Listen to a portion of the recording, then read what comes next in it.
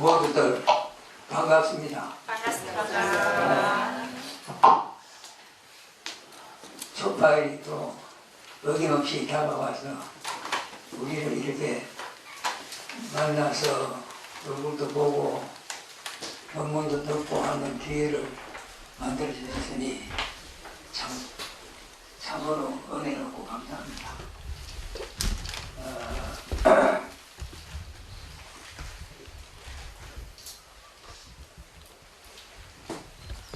초파일은 부처님이 오신 날이죠.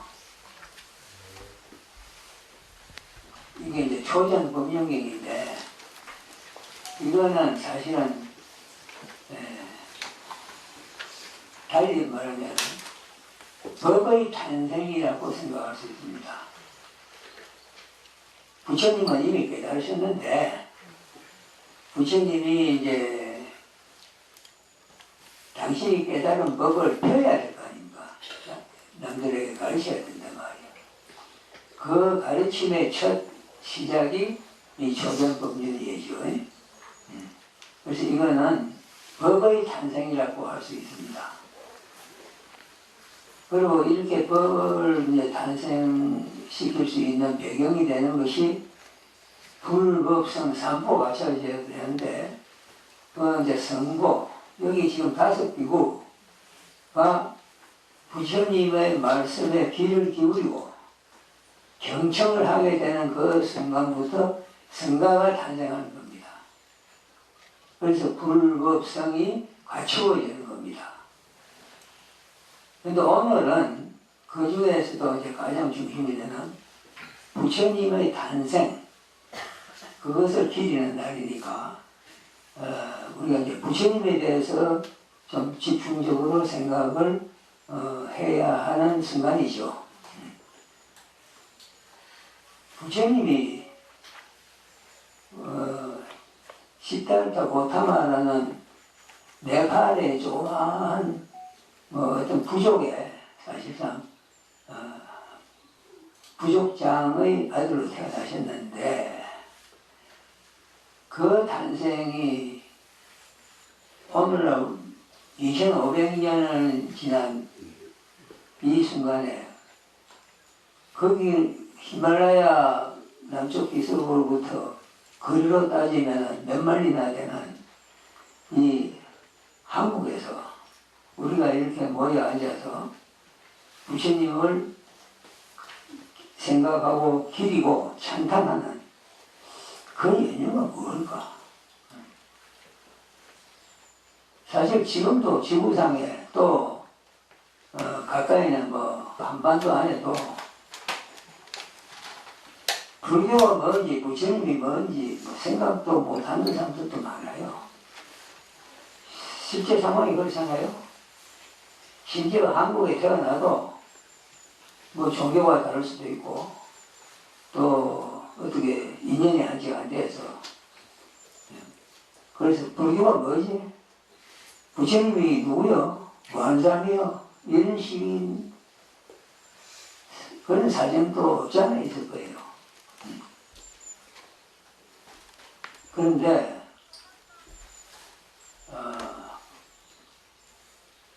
원래 무엇이든지 하나가 생겨나서 퍼져서 많은 중생에게 다 다가가는 데는 시간도 걸리고 끝까지 인연이 다 도와서야만 그런 기적이 이루어지는 거거든요. 사실 나는 방금 기적이라는 말을 했는데 부처님 법이 지구상에 나타난 것도 기적이고 또 그 가르침이 2500년을 사라지지 않고 지속되어 온 그것도 기적이고 그리고 특히 한반도에서 여러분들처럼 이렇게 신심 있는 분들이 모여가지고 부처님의 법을 초연법문경을 지금 우리가 읽고 있잖아요. 이렇게 경을 읽고 하는 이런 형식은 여러분도 아마 처음 경험하실 거예요. 절에 좀 다니신 분들도 이런 경험은 처음이죠.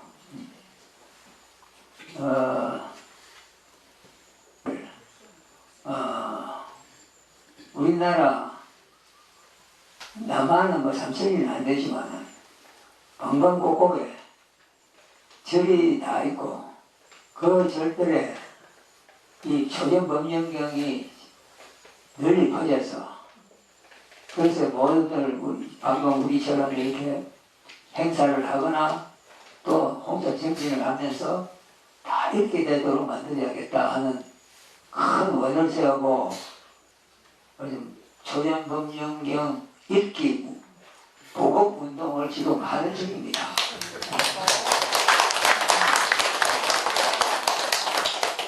그래서 언젠가는 적어도 한국의 사찰이 있는 곳에는 이 초전법령경을 낭송하는 소리가 아주 낭낭하게 힘차게 퍼져나가게 될 것이라고 믿어 의심하지 않습니다.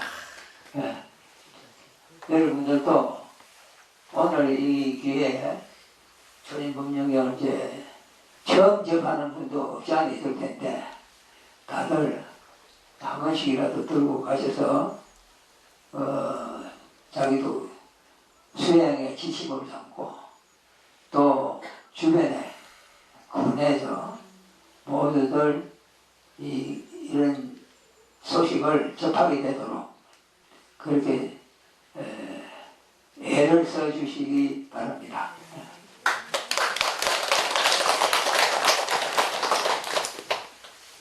더구나 오늘 여기에 육체와 육건이나 조그만 소리 책도 같이 내드렸는데 이건 조금 좀 말이 좀 어렵죠. 육처, 육건 그게 무슨 소리인가? 뭐를 이야기하자는 것인가? 하는 분들도 계실 거고 또 세상 이거 말을 접하면서 우리가 참 육처육건이라는 말을 쓰긴 썼는데 그게 정말 어떤 소식이지? 뭐 때문에 그런 이야기가 나오지? 하고 세상 생각해 보게 되는 분들도 많이 계실 거라고 생각합니다. 그래서 이걸 내가 이야기를 하면서도 육체라든가 육건이 이게 어찌 보면 참 미묘하기도 하고 또 어떻게 보면 너무 좀 소위 학술적인 용어가 아닌가 우리가 굳이 그것까지 다 알아야 되나 그 생각할 수도 있을 거예요. 근데 뭐 그런 사정까지는 일일이 지금 우리가 뭐 생각할 필요는 없고 육체란 말과 육건이란 말을 뭐 동일한 의미로 쓰는 경우가 오히려 보통일 텐데 그런데 이러한 차이가 있다. 그것도 상당히 중대한 차이가 있다 하는 점을 좀 강조하기 위해서 제가 이번에 소리 30을 내게 됐습니다. 그래서 오늘 다 드릴 테니까 이걸 가지고 가셔서 조금은 읽기가 좀 난삽하기도 해요. 한데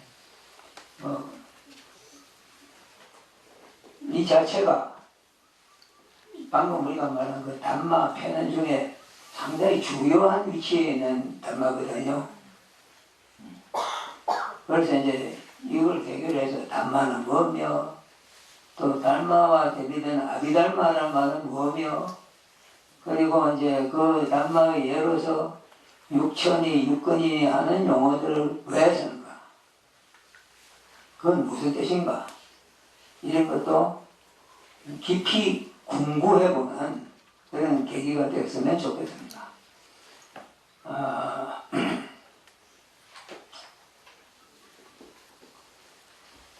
사실 오늘 우리가 이 초파이라는데 저 히말라야 남쪽에 가비라라는 데서 서가모니가 탄생하셨다는데 그게 왜 그렇게 뜻이 깊은가? 그래서 오늘 우리가 이렇게 먼 인연의 곳에서 이런 모임까지 하면서 오늘 이게 사실은 뭐 제가 법문을 한다고 하지만은 결국 뭡니까? 부처님 기리고 찬탄합시다 하는 이야기거든. 왜 찬탄을 해야 되는가? 곡절은 알고 해야 될 거 아니에요. 그래서 그런 면에서 조금 여러분을 도와드리고자 이런 이야기를 지금 하게 됐습니다. 부처님도 깨달으시고서 대단히 주저하셨다고 해요. 그 여러분 경에 다 보시죠. 이렇게 미묘하고 이렇게 참 어디 보면 섬세한 그 가르침을 나는 어떻게 참 천신만고해서 고생해가지고 깨닫게 됐는데, 근데 저 많은 사람들이 누가 이런 깨달음을 이해할 것인가?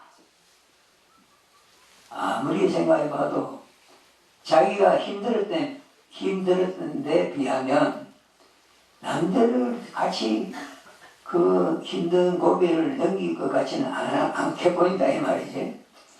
그래서 막 포기할까? 나 혼자 알고 그럼 막 그걸로서 끝내고 내가 혼자 그 하고 싶은 열반에 이제 들을까 하고 생각까지도 하시다고 그래요. 그런데 이제 천신이 와서 제발 그러지 마시고 법을 설하시면 단 한 사람이라도 이해하는 사람이 있을 것입니다. 그러면 한 사람이라도 있다는 것과 한 사람도 없다는 것의 차이는 너무나 크잖아요. 유와 무의 차이니까. 그래서 유의 인연을 열면은 마침내 그 시가 되어가지고 퍼져서 많은 사람들이 결국은 그 소식을 알게 될 것입니다. 그러니 북이 수고로우시더라도 법을 펴주십시오 하고 그렇게 이제 간청을 해갖고, 그래서 부처님이 이제 그 법안으로 쭉 사바세계를 훑어보니까 대부분의 중생들은 물속에 잠긴 연꽃처럼 깊이 빠져있는 데 비해서 그래도 몇몇 연꽃은 떨락말락 위로 솟구칠 듯 말듯 그런 경지에 있는 꽃들도 있더라고요. 그와 같이 이 사람들도 내가 조금만 도와주면은 고개를 물 위로 쳐들듯이 깨달음의 세계에 조금 관심을 갖게 되고 또 이해를 조금이라도 하게 되는 그런 일이 가능하지 않을까 하고 이제 생각하게 되셔서, 그래 내가 이왕 인간 몸 받았는데 이 기회에 법이라도 한 펴는 노력을 사양하지 않고 해야겠다. 큰 원력을 바라신 거예요. 그런 원력을 바라셔서 드디어 초전법륜경의 요 배경이 이제 이루어지는 겁니다. 여러분이 염두에 둬야 할 것은 다섯 비구라는 사람들이 어떤 사람들이냐 하면은 부처님과 같이 수행하던 도반들이에요. 그런데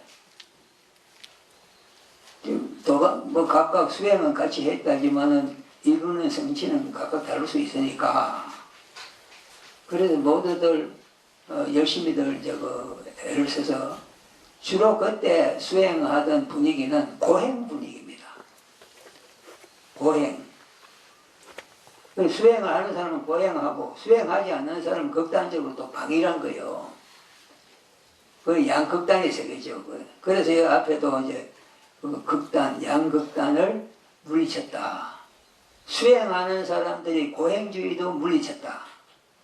수행 안 하는 사람들이 방일함도 물리쳤다. 그리고 부처님도 출가 전에는, 수행 전에는 뭐 너네 방일한 그룹에 속하겠죠. 그렇게 해서 방일할 수도 있고 또 고행으로 아주 열심히 할 수도 있는데 이 둘 다가 극단이다. 그래서 중도를 설하시게 됩니다. 고행과 방일에 대한 중도입니다. 그 중도를 부처님이 설하시게 되고 이 초전법용 첫머리에 나오듯이 중도를 깨달아서 마침내 이 법을 설한다 하는 그런 모든 그 배경이 이루어지는 겁니다. 우리가 낸 책 중에 그 담마와 아비달마라는 책도 있습니다. 여러분 중에 보신 분들도 들어 계실 텐데 거기 보면은 내 소견으로 담마와 아비달마를 풀어본 얘기가 조금 실려 있습니다.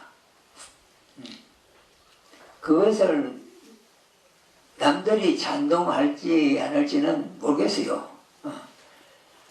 아직 뭐 거기에 대해서 별로 얘기를 나눠보지 않았기 때문에 내가 이런 소견을 가지고 있다 해도 그거 뭐 찬동하는 사람도 있을 거고 그건 말도 안 된다고 또 부정하고 못하는 사람도 있겠죠. 어쨌든 간에 우리 불교가 이름은 불교인데 여러분이 잘 이제 다 알고 계시겠지만 그게 믿음을 강조하는 측면에서의 불교가 아니거든요. 저 부처님 법을 믿고 따른다 하는 불교가 아니거든. 그건 다 알죠? 그럼 무슨 불교냐? 부처님이 권장하셨듯이 믿고 따르려고 하지 마라. 그 당시에 처음에 부처님이 가르칠 때는 사람들에게 지금 우리가 생각하는 그런 부처가 아니거든요. 위상이 달라요. 그냥 흔하디 흔한 출가 수행 탁발 비구에 불과한 거예요. 뭐 흔한 경우요. 그래서 뭐 유별나게 뭐 우러러 본다거나 이런 건 없었다고. 그렇더라도 어쨌든 뭐 법을 깨닫고 이제 설을 하시려고 나서면은 이제 문제가 그럴 거 아니에요. 이분을 어떻게 대할 것인가? 이분 말을 내가 경청을 할 만한가 안 한가? 이분에게 내가 어떤 정도의 신령을 두어야 될까? 이런 것이 이제 문제가 되겠죠. 그런데 부처님은 그 사정을 알죠. 그러니까 나를 믿지도 말고 나를 무조건 배척하지도 마라. 단 무슨 말을 하는지를 한번 들어봐라. 내가 너희들에게 하려는 말은 이거다. 물어라. 물어라. 당신이 하는 말이 뭐예요? 당신은 왜 그런 말을 하요? 그 말을 내가 왜 믿어야 하요? 하고 의문을 가지고 묻고 들어라 이거야. 뭐 보니까 인상이 그럴듯하고 뭐 거짓말 안 하게 생겼으니까 이분 말은 들을만 하겠네 해가지고 믿거나 따르거나 이거는 내가 원하는 바가 아니다. 나에게 퀘스천 마크를 붙여라. 그래야 끝까지 그걸 파고들어라. 저 양반이 달마 하는데 달마는 뭐냐? 파고들어라 이거. 파기도 전에 알기도 전에 믿기부터 먼저 한다거나 하는 거는 그것이야말로 지혜와 가장 상반되는 길이다. 그러니까 믿어라. 믿으려고 들지 마라. 물어라. 의심해라. 이것을 강조하신 거예요. 지구상에 많은 성인도 나오셨고 했지만 믿지 말고 물으라 하는 분은 좀 특별하죠. 예를 들면 뭐 기독교 같은 데서는 되게 믿음을 좀 강조하는 측면이 있잖아요. 근데 소크라테스만 해도 나는 한 것이 없다고 하고 내가 뭘 알지 하고 자기에게부터 회의를 개선각을 부시잖아요. 그런 면에서 그 부처님과 소크라테스는 좀 비슷한 반열에 서요. 그러나 그 외에 뭐 공자라든가 도자라든가 모든 분들은 좀 어중간한 중간 자세에 있죠. 믿어야 할지 뭐 이런 것보다는 무엇이 이로우냐, 무엇이 실리가 있느냐, 어떻게 처세를 해야 할 것인가, 처신법을 어떤 식으로 하는 것이 좋은가, 대개 그런 쪽으로 관심이 간다.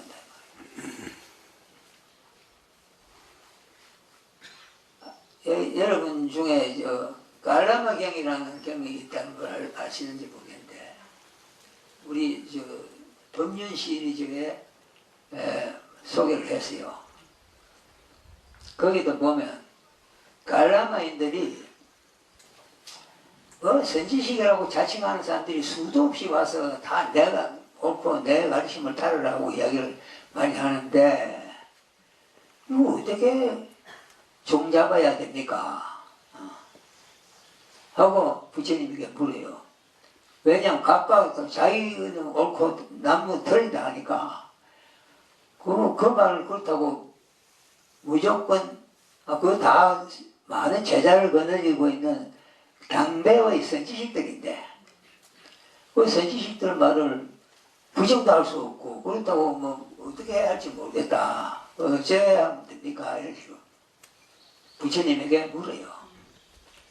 그 말은 달리 말하면 당신은 우리에게 좀 너무 뭘 믿으라고 미리 말씀을 세우는 일이 없이 좀 차분하게 곡제를 짚어가면서 이야기를 좀 해주십시오 하는 부탁도 되죠.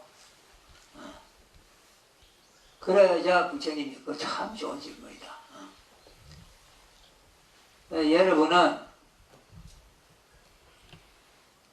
그 말하는 사람이 예를 들면은 내 스승이라든지 내가 다니는 어떤 신앙파의 뭐 스승의 지도자라든지 뭐 등등을 가지고서 또는 뭐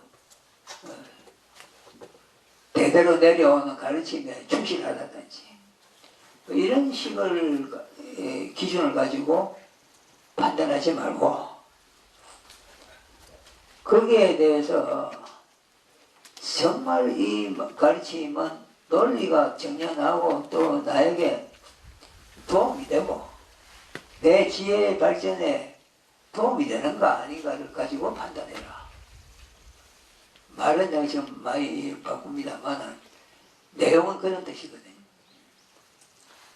그래서 이제 그러한 개천마크를 달고서 접근하는 자세, 이것을 가르친 게 부처님의 원 뜻이고, 그리고 그러한 입장에서 담마를 설하신 겁니다.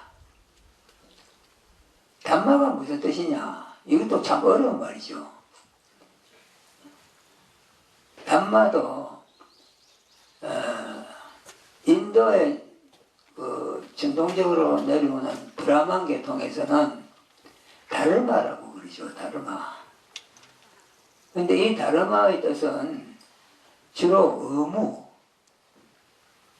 의무, 듀티 그런 뜻에 가까워요. 그런데 그 달마를 이제 부처님이 채용해서 그래서 당신의 가르침의 대명사로 삼은 거예요. 담마. 근데 그때 그 담마에 실린 뜻은 뭐냐 하면 진리인데 내가 애를 써서 깨달은 그 진리란 게 사실 참 어떻게 보면 애매한 뜻이잖아요. 진리가 뭔지, 어디서 어디까지가 진리인지, 무엇은 진리가 아닌지 참 어렵거든. 그래서 진리란 말도 굉장히 조심스러운 거야. 서기가 아주 조심스러운 용어라고. 그러한 진리를, 그러나 진리란 거는 어떤 진리 특성이 있거든. 진리의 특성이 뭐냐? 일단 보편타당해야 하는 거야. 보편타당. 이 말 예사로 넘기지 마세요. 예? 첫째 보편적이어야 된다. 여기서 맞는데 저기는 안 맞는다든가, 어느 시대에는 맞았는데 지금은 안 맞는다든가, 지금은 맞는데 다음 미래 세대가 안 맞을 수 있다든가 하면 그거는 진리가 안 되죠. 보편하지 못한 거야. 그 보편적으로 타당해야 되는 거야. 타당하다는 말, 그건 뭐 우리가 일반적으로 쓰는 용어니까 옳은 말이라 해. 쉽게 말하면 옳은 말. 보편적으로 옳은 말이라 해야 돼. 보편화시켜도 옳다. 그 옳은 성질이 안 변한다. 그게 보편타당이거든. 그 보편타당을 축으로 해서 그래서 진리를 이제 전달해야 되는데, 그 진리, 보편타당한 그 진리란 것을 우리가 출가를 하든 안 하든 간에 여러분이 학교에 다니면서도 진리란 말 얼마나 많이 들어요. 또 뭐 심지어는 과학적 진리 뭐 이런 용어도 쓰죠. 그 어쨌든 진리라는 게 그렇게 의미도 넓고 또 어떻게 보면 애매할 수도 있는 그러한 진리를 설하긴 설해야 되는 게 부처님의 입장에서. 그래서 당신이 내가 깨달은 이 진리는 보편타당한 확실한 진리인데, 이 진리를 어떤 식으로 소위 리세트를 해가지고 모든 사람이 다 알아들 수도 있고, 또 한편에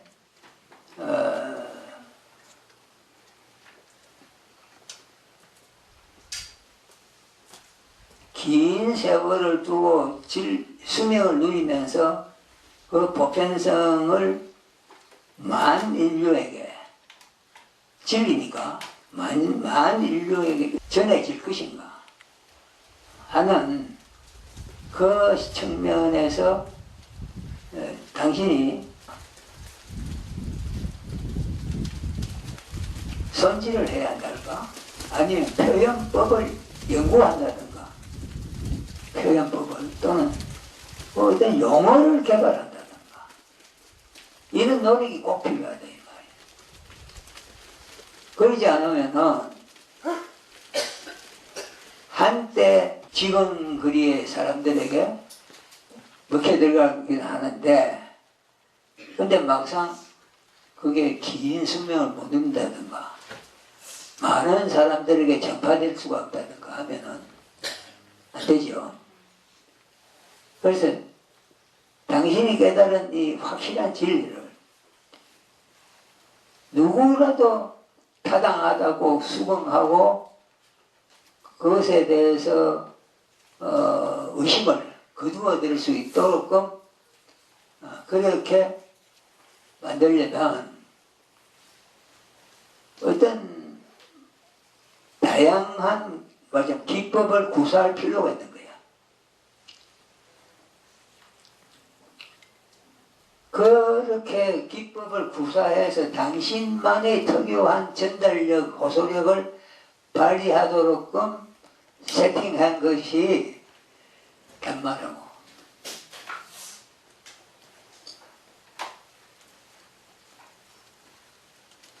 그래서 당신이 그 진리를 펴는 그 구도, 그 기법이 담긴 그러한 용어들, 이것을 단마라고 부른단 말이야. 내가 생각하는 단마는 그런 뜻이다. 근데 사실은 단마에 대한 해석은요, 가끔 내가 소개를 했지만은, 예를 들면 영국의 권브리지 같은 교수는 36가지 단마의 용도가 있다고 그러죠. 그렇게 단마에 대한 해석이 구구하거든요. 많다. 그런데 그렇게 36가지를 뭐 우리가 일일이 다 머리에 넣고 다닐 필요도 없고 그래서도 안 되죠. 그거는 단마에 대한 해석이 너무 어떤 측면에 치우친 거야. 안 그러면은 부처님은 만중생의 자비로운 어부인데 당신을 따르는 제자들을 골치 아프게 만들려고 그렇게 단말을 뭐 난해하게 그렇게 사용하겠어요? 안 그렇단 말이에요. 아주 쉽고 누구나 이해하고 뿐만 아니라 길이 그 수명이 끊어지지 않도록 잘 다듬고 기법으로 잘 주물러진 조미가 잘 된 그런 것이라야 하지 않겠나. 왜냐하면 맛도 있어야 되잖아요. 음식을 치면은 맛도 있고 또 머리 한번 두르면 쉽게 사라지지 않는 그런 어떤 호소력도 있고 이래야 될 것이다. 그래서 당신이 참 고심을 하신 거예요.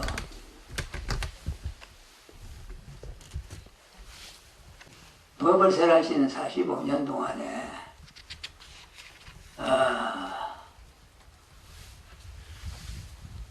이 단말을 어떻게 더 잘 다듬을까 하는데 빠진 시간이요.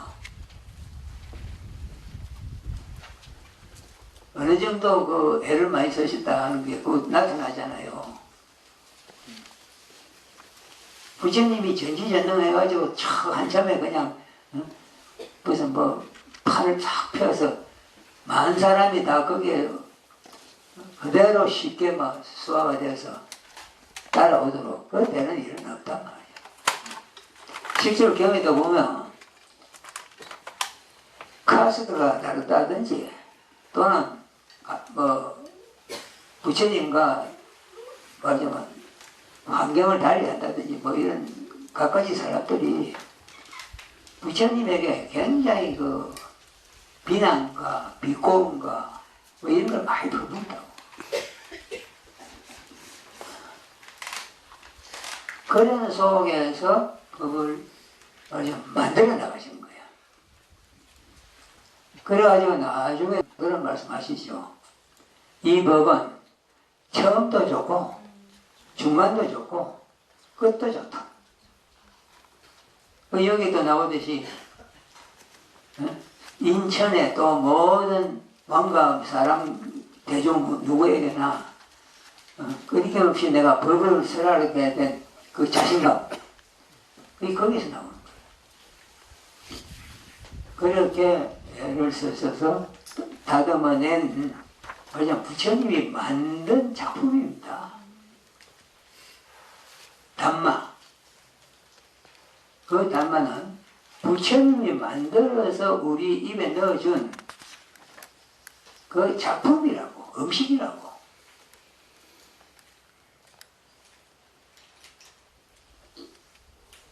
그 점을 이제 우리가 분명하게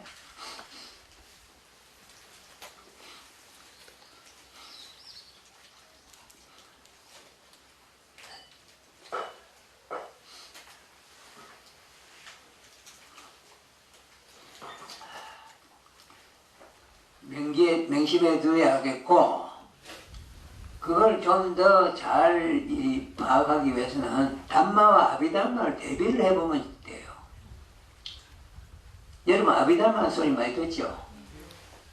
그 아비담마에 대해서도 또 풀이를 하자면 여러 길이 있습니다. 근데 내가 담마를 이야기했듯이 그 식으로 아비담마를 이야기하자면 이건 여기까지 내 식입니다. 참고를 하라고. 혹시 그래가 도움이 되면은 담마는 부처님은 이때의 부처님이라는 분은 지혜의 완성자죠. 최고의 경지의 지혜에 도달하고 완성한 분이 부처님이에요. 이때 그 부처님이 당신이 깨달은 진리를 당신이 장안한, 장발이라고 해야 될까? 장안한 용어로 그렇게 표현 것이 담마예요. 그에 비하면 아비달마는 그러한 부처님의 지혜에 도달하지는 못했고, 그건 누구도 못하죠. 그 이후로도 지금까지 부처님의 필적할 만한 그런 깨달은 분은 안 나왔거든요. 나올 수가 없어. 최극치의 단계니까. 이 지혜의 완성자가 아니고는 그 깨달음을 그렇게 부구형에 이룰 수가 없는데, 그런데 부처님이 거기에 깨달아서 자신있게 편 것이 담마면, 아비달마는 뭐냐면 부처님과 같은 경지에 이르지는 못했다고 보여지는 그 제자들, 부처님 제자들은 끝까지 제자로서 부처님을 말하자면 따르는 걸 보면 부처님을 능가 추월한다거나 부처님과 동일선상에 그런 사람도 자칭해서 나오기는 했지만, 그러나 실제로 그 지혜가 그 경지에 이르지 못한 그러한 말하자면 제자급들 또는 후배들, 이 사람들이 도달한 경지, 그래서 그 경지에서 한 얘기들, 그걸 이제 아비달마라고 한다. 그 한 예가, 예를 들면은 사리불이 부처님 제일 한 상수 제자 아닙니까? 근데 우리가 이 불교 책을 보면은 사리불이 그 아비달마를 다 지었다는 말도 있거든. 물론 그것이 지금 학계에 통용되지는 않았는데, 그런데 많은 전통에서 아비달마는 전부 사리불이 만든 거다 하는 이야기가 있다고. 그만큼 제자들이 만든 담마예요. 부처님의 제자들이 만든 담마를 우리가 아비달마라 한다. 그리고 그 아비달마가 구체적으로 어떠냐 하는 거는 이제 또 내용이 많이 다양하게 펼쳐지겠죠. 그러나 일단은 아까 담마를 부처님의 지혜의 소산이라고 보면 아비달마는 부처님의 제자들의 소산이다. 역사적으로 이제 그 아비달마가 계속 나오죠. 그래서 뭐 아비달마를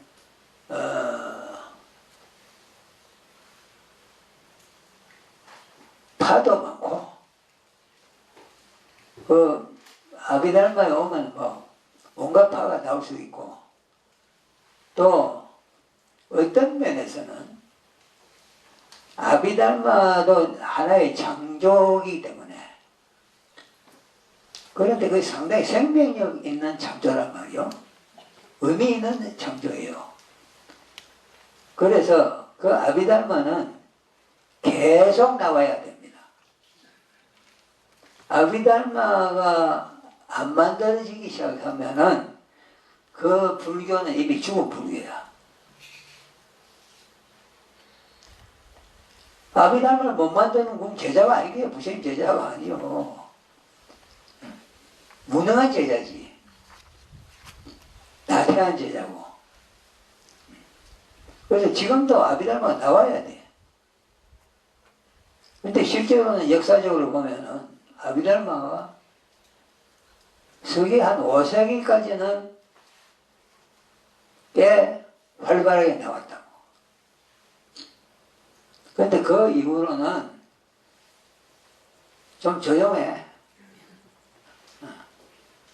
그래서 지금 이 시대에 와서는 뭐 아비달마 역시나 뭐 최상으로 모시면서, 그 말은 뭐냐면 너무 높아서 나는 못 가도 뭐 별로 부끄럽지 않다 하는 이야기거든.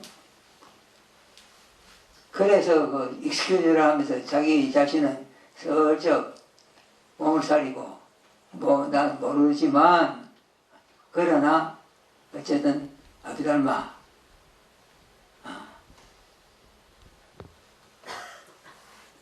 우리 능력으로는 감히 못 만들고, 그러나 앞으로 만들어져야 한다고는 생각한다. 5세기 이후에 끊어진 그 창조적 힘을 불교가 다시 되찾는 날, 다시 아비달마를 힘차게 만들어내는 작업으로부터 시작할 것이다 하는 이야기는 우리가 할 수 있어요.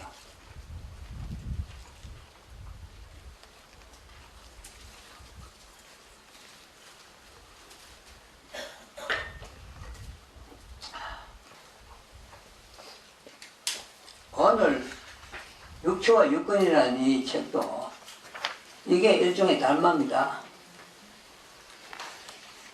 육초도 달마고 육근도 달마. 부처님이 창조적으로 쓰신 용어예요. 그런데 보통 우리가 이래 보면은 육초와 육근이 같은 말 아닌가? 그럼 왜 어떻게 해서 육초와 육근이 따로 서 있는가? 육초는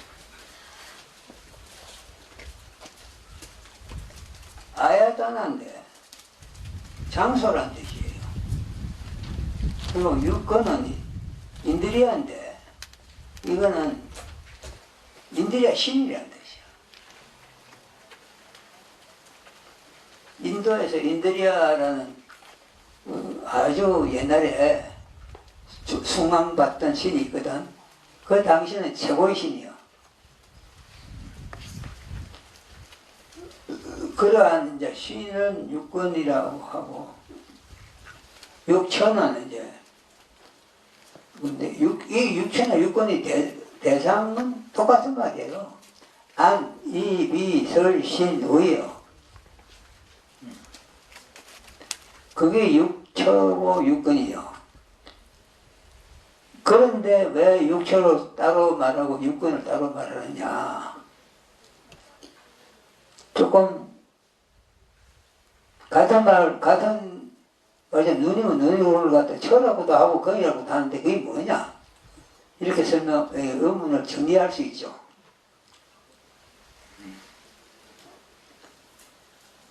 거기에 대해서는 이제 내가 조금 좀 장황하게 뭐 이래 해답이랄까 뭐 이걸 좀 시도해 본 게 이겁니다. 근데 여러분들이 읽기에는 조금 이 지루하고 까다롭고 그럴 거예요. 좀. 말도 조금은 좀 시원시원하게 흐르지 못하고 좀 어거지를 쓰는 것 같은 그런 느낌을 받을지도 몰라요. 근데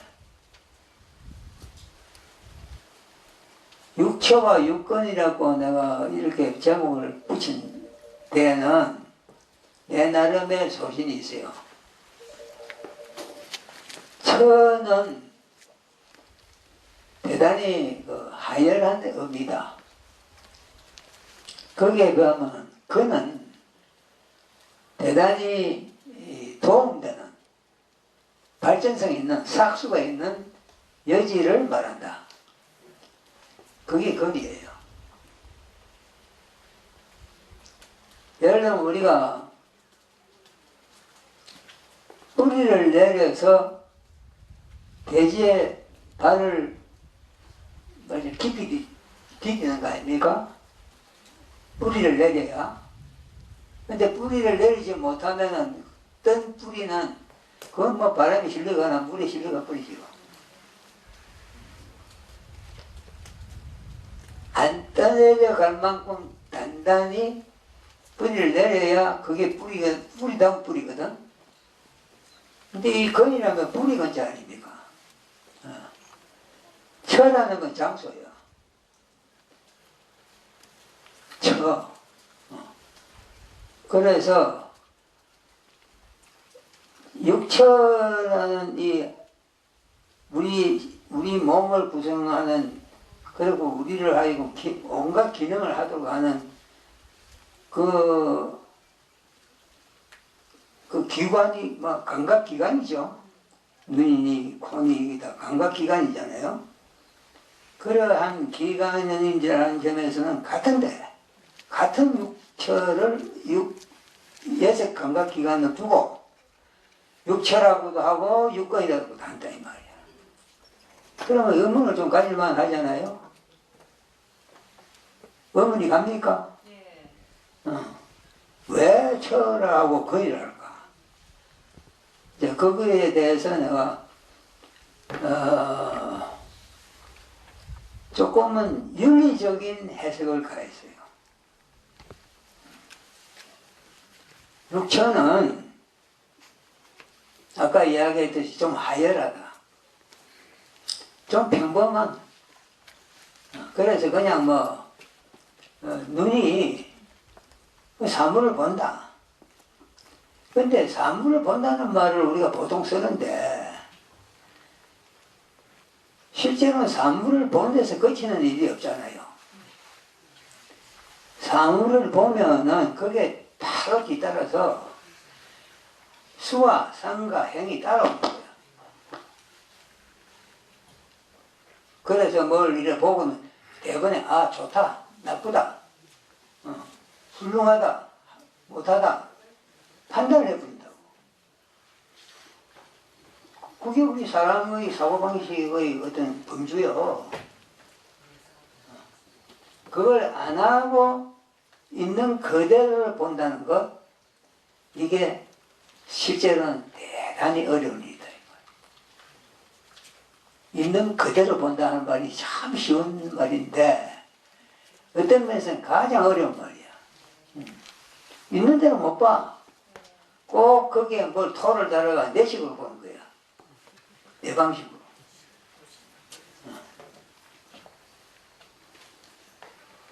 그래서 그렇게 내 식으로 본다는 말은 단마식으로 이야기를 하면은 수와 상과 행이 다른다 이 말이야. 그래서 한 색을 놓고도 수, 상, 행, 식이 말이야 총출동해가지고 온갖 장난을 다 치는 그때의 그 색이라는 한 처소 그 처서 향해서 우리가 수상행식을 그냥 막 폭격을 그러니까 막 폭격 갖다 붙는다 이 말이야.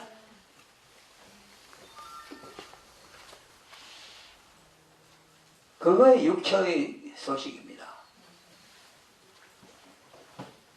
근데 육근은 뭐냐? 아까 이야기했듯이 대지에 뿌리를 내리는 거야. 육근. 그래서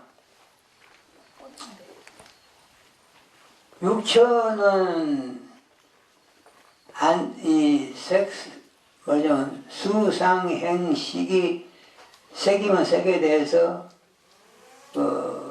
각가지 이제 작용을 가하는 것이 그러한 사정을 배경으로 해서 처라는 말이 쓸 수 있고 눈이 그냥 사물을 딱 보는 데서 순수하게 끝이면 처가 아니에요. 그런데 그 이제 수라든가 상이라든가 행이라든가 이런 것이 수상행은 알죠 여러분? 느낌과 그리고 상상, 인식이 같이 한 통속이 되어서 어울리는 그 소식, 그걸 이제 수상행위라 하는데 그 수상행이 이루어지는 배경, 장소 또는 수상행을 이루어지도록 그 공간을 자리를 제공해 주는 것, 그것을 이제 철화한다.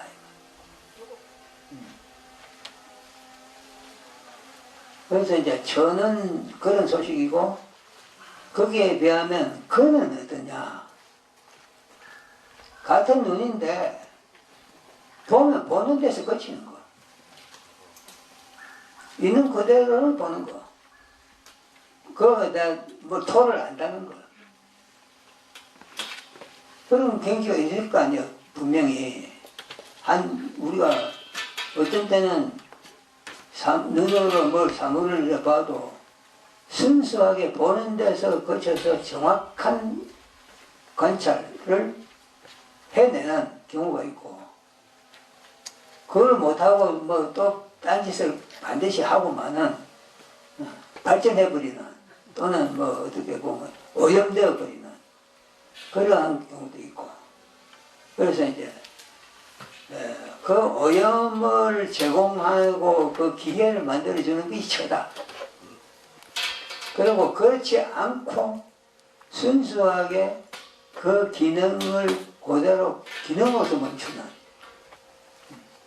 그걸 근이라 한다. 내가 조금은 무리하게 주장을 펴보는 겁니다. 여기서. 그래서 그렇게 되면은 저는 발전시키면 안 되겠죠. 저는 좀 억제해야 할 대상이라. 강간이기는 한데, 같은 강간인데, 예를 들면 이 눈이면 눈이, 야 이놈아, 눈은 눈 노릇만 해. 거기에서 더 나가가지고 행을 해서 말이야, 온갖 잡놈들이 와가지고 네 위에서 막 놀고, 그렇게 장소나 제공해서 말하자면 무대를 제공해서 온갖 떼거리들이 올라와서 분탕질을 치는 이제 처고. 이거는 상당히 강력한 인들이한데, 신의 권능이야. 그 당시에 최고신이거든. 그럼 여러분 보세요. 눈이 얼마나 권능이 대단합니까? 뭐 사물을 탁 보고 그 사물에 대해서 보는 기능을, 왕이잖아. 왕도 보는 데 관해서 눈이 왕이지 뭐 누가 그 도전할 거야. 그렇게 보고 듣는데도 귀가 왕이야. 도전자가 있을 수 없지요. 혀도 그렇고 코도 그렇고 몸도 그래요. 그러한 기능을 순수하게 우리가 일컬을 때 그걸 갖다가 근이라 한다. 그리고 이 근은 이제 그 동료들이 있거든요. 22근이 있어요. 22근이 있다고. 고얀소리 그 책에 22근 이야기는 몇 번 나왔어요. 그래서 여러분들도 본 적이 있을 거예요. 그런데 그러한 22근의 궁극적인 종착점은 뭐냐 하면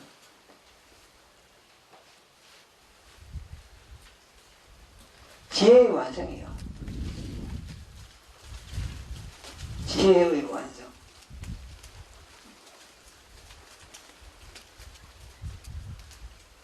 그러한 지혜의 완성과 통하는 근거, 온갖 오염원을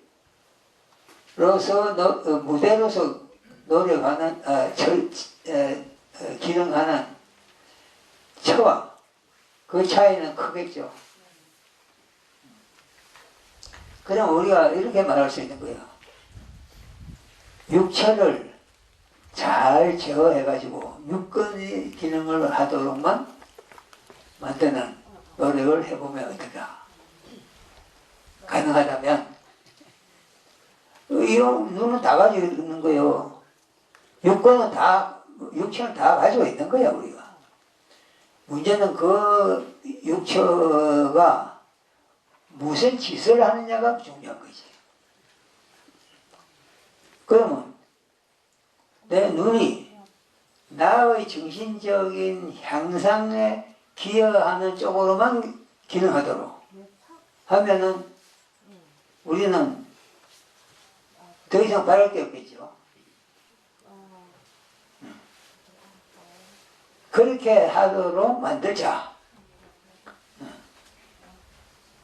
그 노력하는 것을 건의하고, 그리고 이 지금 육체와 육근에서 이야기를 하려 하는 것도 그거예요. 여러분 여기서 예를 들면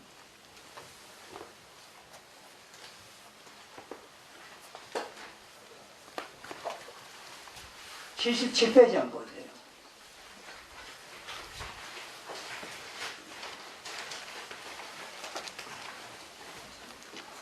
그 중간에 팔정도와 12연기, 은밀히는 팔정도와 12연기 순간이 따로 놀면 진리 따로 윤회 따로 있게 됩니다. 그러면 우리는 윤회의 굴레에서 영원히 헤어나지 못합니다. 반면에 팔정도의 바른 마음 챙김을 통해 육체를 감시하고 단마를 지켜내면서 근방어를 하면, 근방어, 육근방어입니다. 근방어를 하면 육근의 원래 순수 기능을 살릴 수 있다는 것입니다. 그렇게 되면 만사를 있는 그대로 볼 수 있습니다. 있는 그대로 볼 수 있다는 말은 있는 그대로를 보는 데서 그친다 이 말이에요. 그 이상 더 오염되도록 방치하지 않는다 이 말이에요. 이러한 것인데,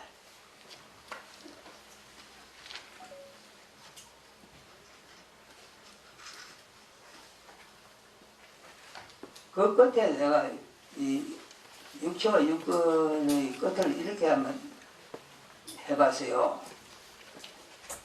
이제 우리는 상노름, 식노름을 벗어나 빠냐, 지혜로 부처님 법, 단말을 살아갈 준비를 하도록 합시다.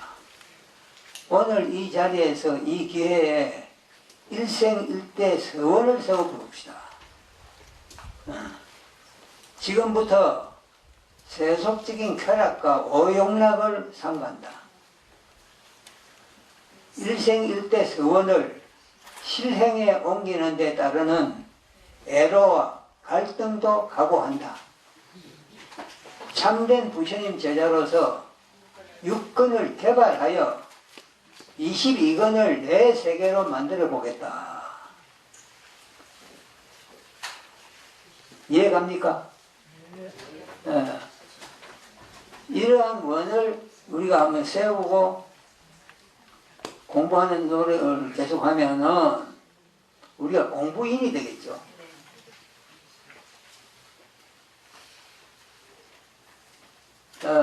공부라는 말처럼 부담감 많이 주는 게 없죠.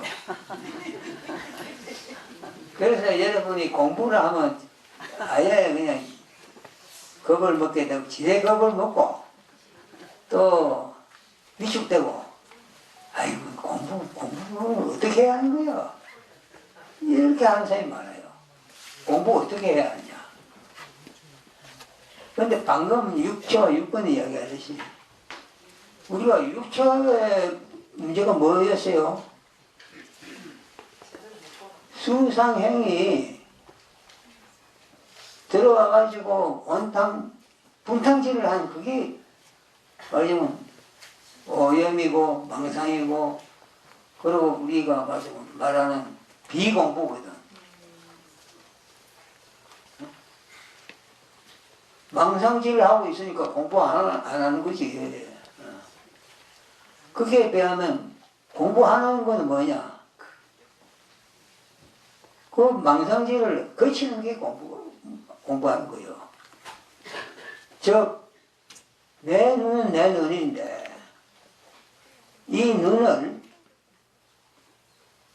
제대로 잘 보호하고 또 방호해 주어서 방호, 육근 방호라는 말입니다. 즉 눈을 보호하고 차단막이랄까 뭐 이런 걸 세워서 오염원으로부터 방호해 주는 거야.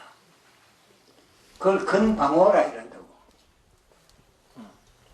그걸 방호하는 노력인데 말은 하면은 어찌 보면 쉽고 또 어찌 보면 참 어려운 말이 될 수도 있는데 이 어려운 뜻이 아니에요. 우리가 개만 좀 잘 지키려고 노력해도 됩니다. 개정해.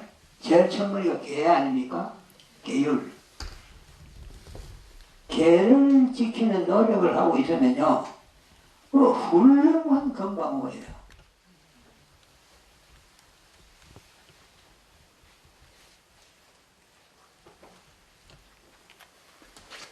따로 공부 따로 뭐 방법이 있는가 해가지고 찾으면 아무리 차이도 없다고. 어렵다고.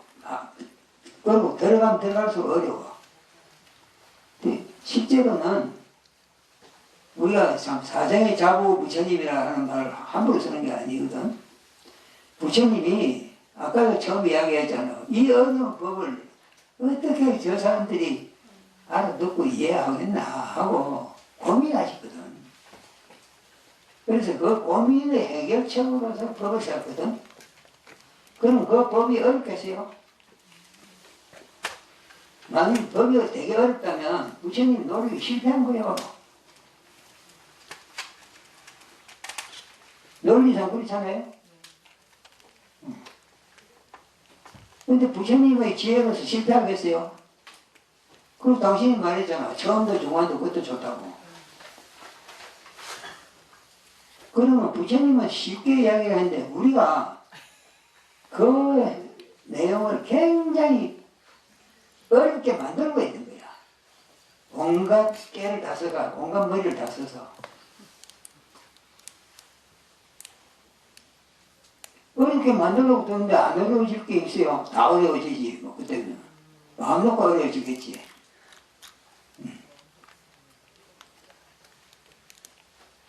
그래서 마음 좀 푹 놓고 요새 스트레스 많으니까 여러분들이 전부 스트레스가 걸려 있는데 좀 마음 놓고 편해봅시다 한번. 쉬워봅시다. 부처님 법부터 쉽게 한번 이해하고 쉽게 누려보자고. 그동안 여러분이 알게 모르게 고향 소리 시대를 쭉 봐왔어요. 그거 보면 뭐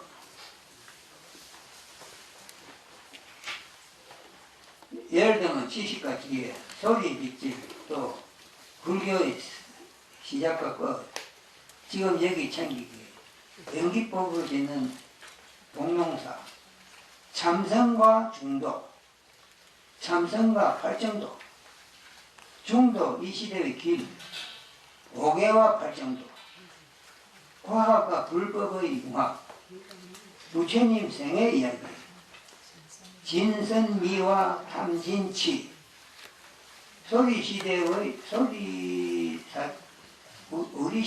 삼보, 시간감과 현대의 고, 담마와 아비달마, 인도 여행을 본 개정해, 일상생활과 불교 공부, 의를 가진 존재, 사람, 불교 인간관, 위를 가진 존재를 나는 인간이라 말 안 하고 사람이라고 썼어요. 일부러 그래 한 거예요. 사람과 인간을 구별한 거야.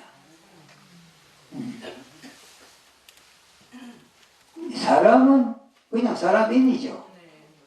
근데 인간하면 사람 사이죠. 네? 그럼 사람 사이라는 거는 사람과 사람이 얽히고 설키고 해가지고 온갖 사단이 벌어지는 세계를 말하죠. 그래서 사람이라는 거 내가 말할 때는 방금 여기 육근을 말할 것처럼 육근을 살고 있으면은 육근을 구사하고 쓰고 또 육체를 잘 컨트롤하고 있으면은 그건 사람이고, 그렇지 않고 그 휘말려 가지고 온갖 사단이 벌어지게 되고 그래서 오염이 끝없이 정계 확장되면은 그걸 인간 사회라 한다 이 말이야.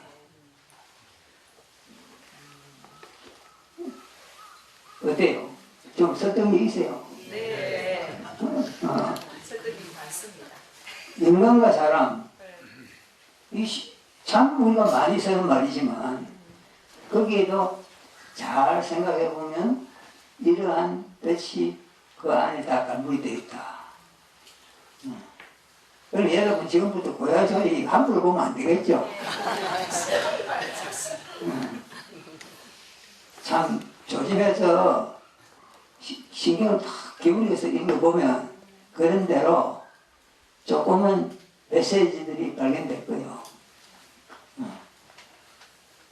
여러분이 이 새벽, 꼭두 새벽부터 이까지 뭘 천리길을 와가지고 이렇게 또 딱딱한 자리에 앉아가지고 이렇게 고생을 하는데 뭐 소득이 있어야 될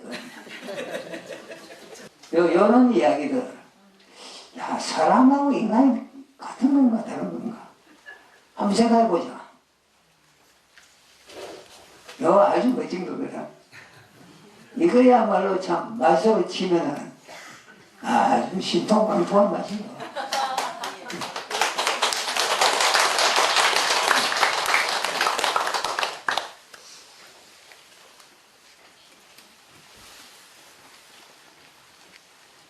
예, 그 외에도 뭐 여러 가지를 상당히 열심히 했는데 특히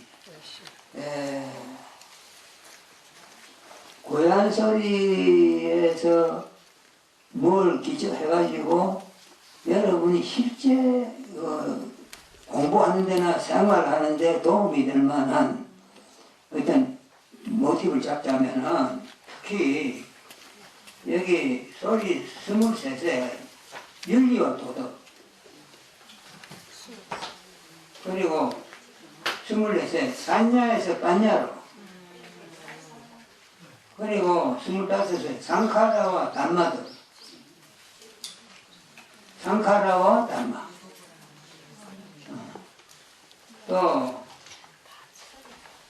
팔정도 다시 보기 부처님 원수로 또 12연기 그리고 29에 담마와 우주학교 그리고 30에 육체와 육건 그런 내용들을 여러분이 조금 더 눈여겨보면은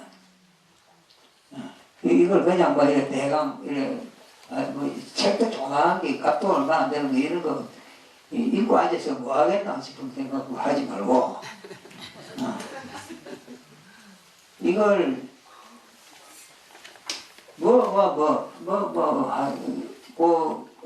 두 가지를 나란히 한 제목들은 특히 좀 눈여겨서 잘 좀 정독을 해보시라 이 말이에요. 그러면은 불교에서 우리가 어려운 것 같은데 참 아주 쉬울 수 있는 그래서 불교를 그 자체는 예를 들면 여기도 육체와 육권 자체는 재미있는 내용은 아니에요. 그러나 이걸 기초로 해가지고 불교 공부에 접해보면은 도움이 될 수 있다고. 그런 도움이 자꾸 누적되면 불교가 쉬워지겠죠. 네. 접근하기가 용이해지겠죠. 네. 그러면 된 거 아닙니까? 여러분이 불교를 재밌게 쉽게 접하고 누릴 수 있으면 이제 일 안 해도 돼. 볼 필요가 없이 고생하면. 그거 우리가 발만한 거 아닙니까? 이런 걸 자꾸 쌓아가야지만. 그래가지고는 불교 공부하면은 뭐 지식을 하는 어렵다. 그래가 선입관 갖고 뭐 아예 그냥 멀리 하게 되는 그런 일은 없어지도록 아주 쉬운 불교를 고향 소리에서 만났다 하는 이야기가 내가 제일 듣고 싶은 이야기입니다.